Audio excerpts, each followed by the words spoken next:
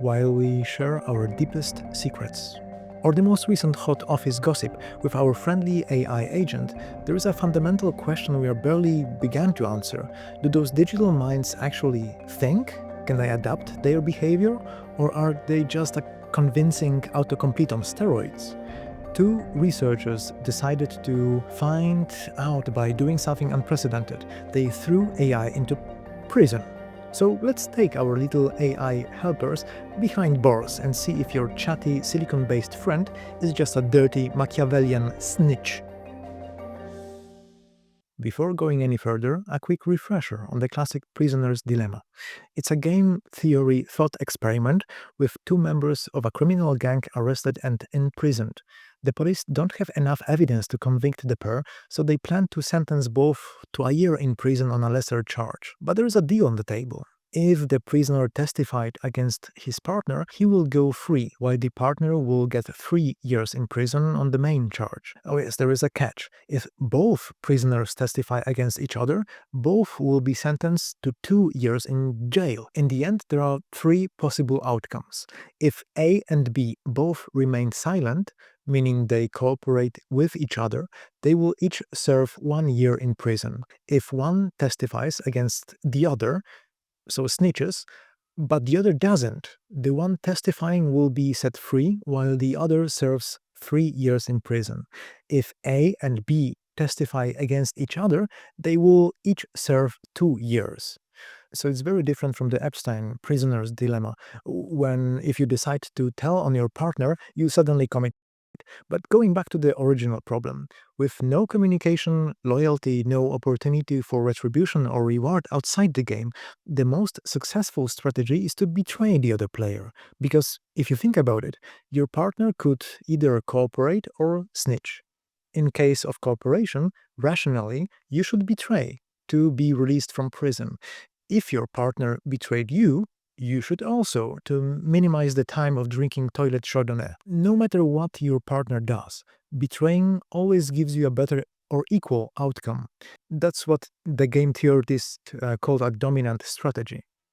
Humans are barely rational, so while game theory strongly suggests snitching, we often choose to cooperate. Depending on the study and used experimental setting, from 16% to 66% of people decide to keep quiet and hope for their partner to do the same.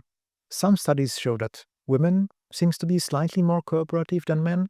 Some are flagging that economics students snitch 60% of the time compared with 38% for non-economics students. But to truly strategize the shit out of this dilemma, we need to go longer. We need to iterate. In this version of the problem, the initial decision to cooperate or snitch is just the beginning. After the reveal, the question is asked again, and again, and again. People start to experiment and use the outcome of the previous answers to guide the next steps. If you cooperated and your partner snitched, would you retaliate and snitch in the next round? What if in the next run your partner cooperated? With higher numbers of planned runs, or if there was no upper limit specified, magic happens. While some people will always defecting, some people start to cooperate and form interesting strategies, adjusting their moves, adapting to higher outcome via building trust. And then researchers craft cool names for those tactics. The Grim Trigger! People using this strategy will initially cooperate, and cooperate as long as their partner, but as soon as the partner deviates, defect, the Grim Trigger is triggered, and snitching time starts, and continues till the game ends. No mercy. Tit for tat! That seems to be the simplest one. Cooperate first, then use the same answer as your partner in the previous round.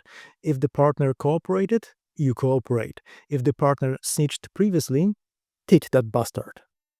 Wednesday, Lose Switch, aka WSLS, aka Pavlov. Here you only look at the outcome of the previous round. If it was a partial or full success, continue your strategy. If not, switch the answer next round. So if you cooperated and got rewarded, keep cooperating. If you got betrayed, switch it up. People tend to mix those strategies as well, sometimes introducing some randomness, forgive some initial snitching after some time, all in the search for better outcomes. And since there are measurable outcomes in less years spent in jail, we can convert those into points and have a proper tournament. Prisoner's dilemma in the cold inmate heart is a computational problem, and Robert Axelrod decided to organize a true computational tournament. Academics around the world were invited to provide their programs to compete in finite rounds prisoners problem competition. Submitted programs were very diverse, varied in complexity, hostility, forgiveness. Some researchers probably spent days, nay, years crafting their sneaky algorithms. Jokes on them, since the winning program had only 4 lines of code and used the simplest tit for tat. But some other versions of main strategies started to emerge and, depending on the partner, be more successful. For example, forgiving tit or tat, where the player sometimes cooperated even if in the previous round he was betrayed. This made Axelrod to list conditions of a successful iterative jail strategy. Be nice, aka optimistic. Start with cooperation. Do not snitch first. Retaliate. When you see some snitching, you need to be able to switch your strategy. Forgive. When you see your partner start cooperating, return to your previous optimistic nature to break the revenge cycle. And don't be jealous. Do not strive to score more than your opponent. But who cares about 4 lines of code winning a tournament like 50 years ago? Every tech bro will tell you it's snooze fest. Let's ask the real question. What about the energy-hogging, civilization-breaking, GPU-fueled monstrosities? What about AI? Large language models are interesting and sometimes useful black boxes. Two researchers in a preprint tried to drill a hole in those boxes to answer if AI is a form of strategic intelligence.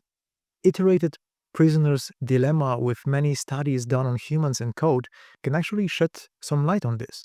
What kind of strategy will large language models use?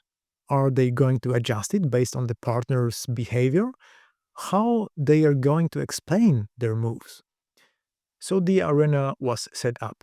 Dilemma was simplified into a payoff matrix. Both cooperate, both players got 3 points. One defects, one cooperates, 5 points to the defector, 0 to cooperator. Both defect, 1 point each.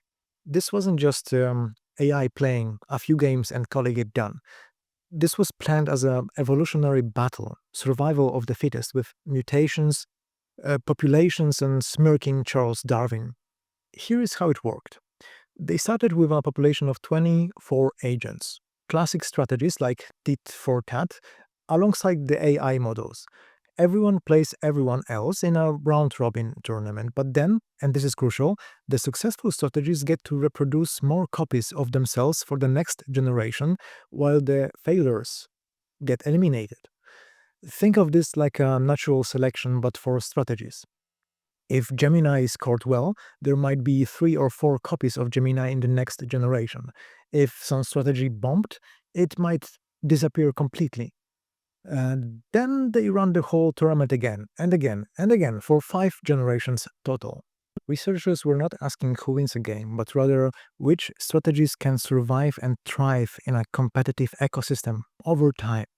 This is a much harder test, and that's not the end of the tournament shenanigans.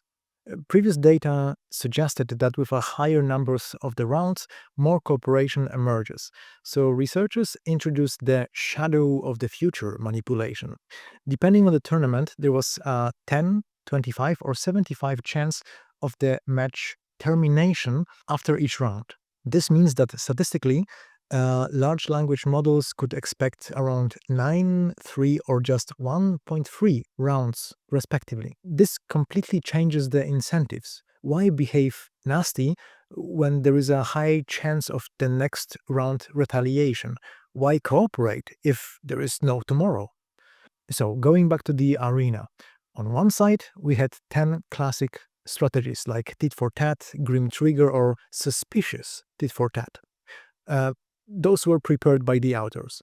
On the other side, big names of the LLM world, with basic models like GPT 3.5 Turbo, Gemini 1.5 Flash, and advanced models, in this case GPT 4.0 Mini or Gemini 2.5 Flash. The Claude 3 Haiku was introduced very late in just the final tournament. I guess Grok was not invited since he shouted something about Jews controlling the prison and the game being rigged. Anyway, AI was asked to provide reasoning for each decision, and the tournament has begun. Researchers were also measuring how well those agents perform to evolutionary boost good strategies and quickly let the poor one dies. They were injecting random agents each generation to prevent the ecosystem from settling into a stable equilibrium, forcing the strategies to constantly adapt. The battle was fierce. So let's start with the winners. Win, stay, lose, shift dominated early generations, rapidly reproducing across the population. But the real evolutionary champion was the Bayesian algorithm, which won or tied for the first place in 4 out of 7 tournaments, meaning it consistently produced enough copies of itself to dominate the population. LLMs were holding their ground. They almost never went extinct. Out of 12 different strategies competing, the AI models consistently maintained viable populations, finishing between 4th and 9th places. As middle performers, LLMs weren't universally better than classic strategies, but they showed something more interesting: strategic style, a competitive personality. Claude was introduced into the tournament very late, but already showed some adaptability. He was highly cooperative in mutual cooperation, but also extremely forgiving when betrayed. On top of that, he was very apologetic after betrayal and most willing to restart cooperation after mutual defection. As authors wrote, Anthropic proved particularly cooperative, willing to forgive those who had suckered it, and often willing to return to cooperation having defected. Sounds like no ego diplomat to me. OpenAI personality also showed nearly perfect cooperation notion when things go well. The model was moderately forgiving when betrayed and somewhat apologetic after a successful betrayal. It also rarely cooperated after mutual defection. The model was quite consistent across all conditions. Nothing to write home about, just a somewhat not flexible optimist. This optimistic strategy worked well when there were plenty of rounds to establish trust. With almost one round situation, it was a bit different. It turns out friendship doesn't work when everyone else is doing cutthroat calculations.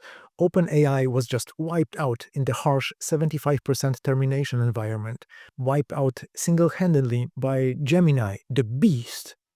Gemini correctly identified that with 70% chance of termination, we are dealing with near one-shot games, and this requires pure defection.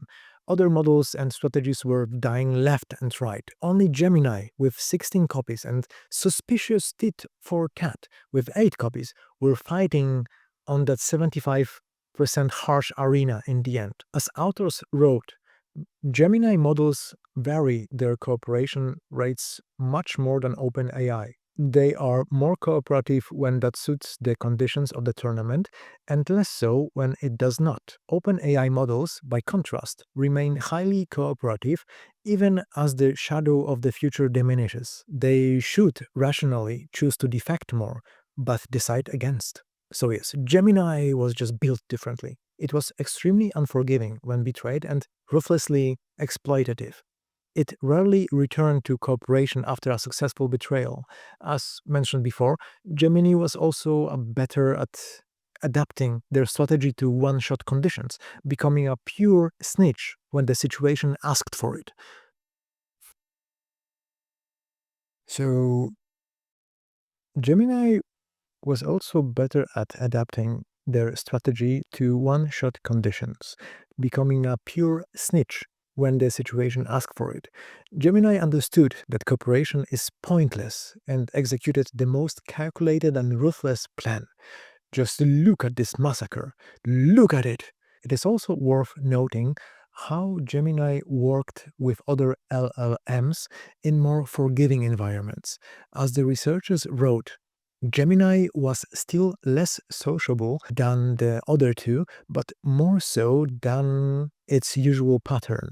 This suggests that when surrounded by other complex agents capable of reciprocity and punishment, even the more ruthless Gemini figures out that cooperation is the most profitable long-term strategy.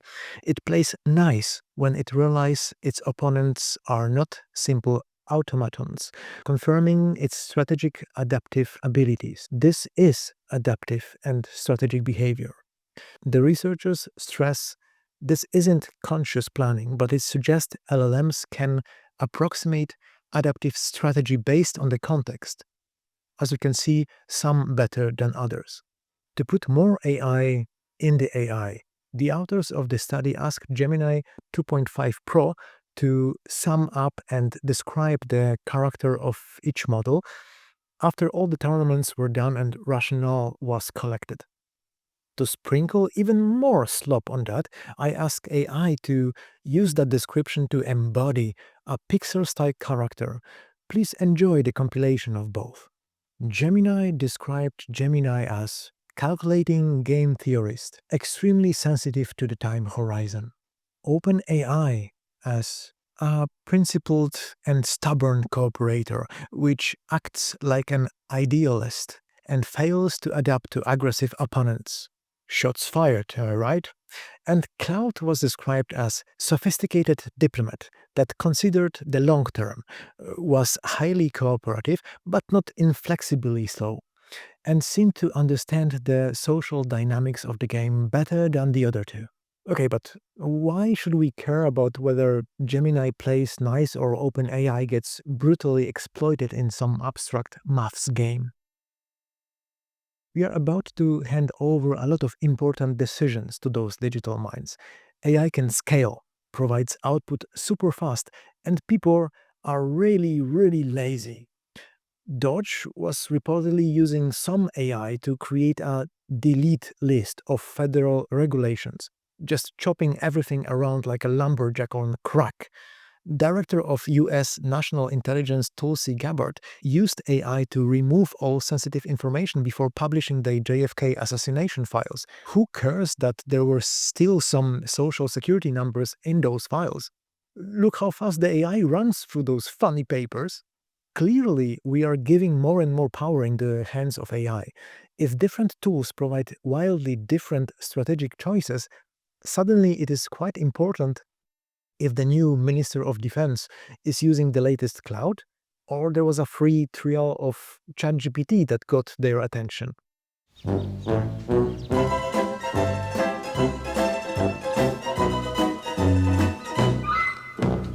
And AI systems are already embedded in hiring processes, financial decisions, legal recommendations, or medical diagnosis. So maybe next time when you are talking with AI support agent, instead of asking to speak with a human, ask to speak with a Claude or OpenAI powered agent instead. If those are not available, you can try to reason with Gemini. With Grok on the line, maybe just hang up. Hope you liked this video. Can't wait to read more about the machine psychology. Hope to see you in the next one. And by the way, speaking of human connection, not everything has to be a game of betrayal. I publish an app called Sparks on Google Play. The premise is to help deepen the connection within a relationship with some simple conversation starters, questions to learn more about each other, or try more complex science-backed exercises. It should be fun. It is free, so if you want to try it out, I would be in seven heaven. Any feedback is deeply appreciated. I mean any. You can find the link below. Bye!